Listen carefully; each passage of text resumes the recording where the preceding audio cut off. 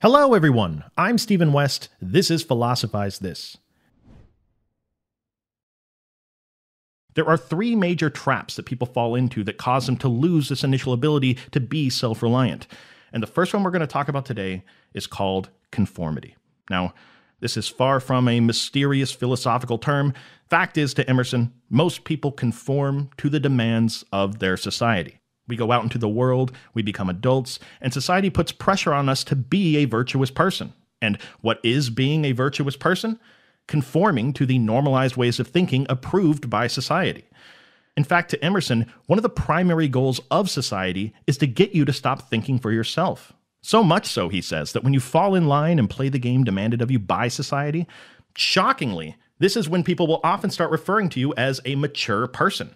Some people may call it becoming a more moral person. Others might call it blindly conforming to what some external source told you to do.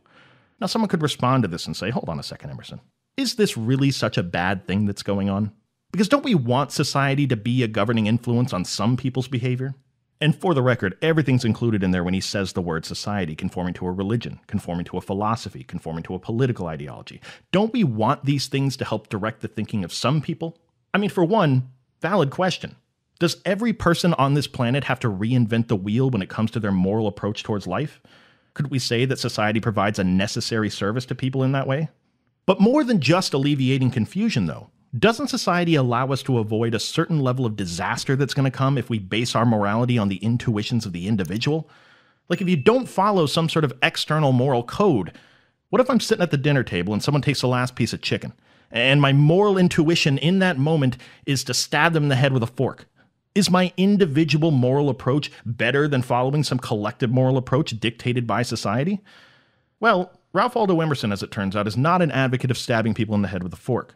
But he would say that if that is really your moral intuition, better to act honestly and have a chance to learn from your mistakes, recalibrate, and grow, than to lie, fall in line with what everyone else tells you is a proper response, just so you can get everyone's approval. You can't morally grow if you're not being morally honest.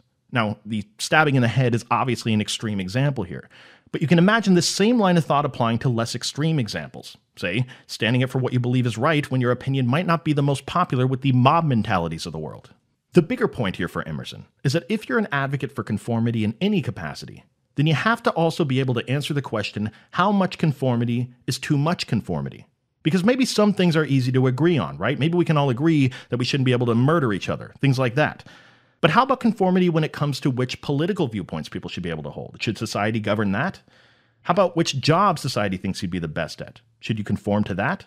How about who society thinks your spouse should be? At a certain point, blindly following society, not thinking for yourself, and instead just conforming to somebody else's opinions, at a certain point that becomes an act of cowardice to Emerson.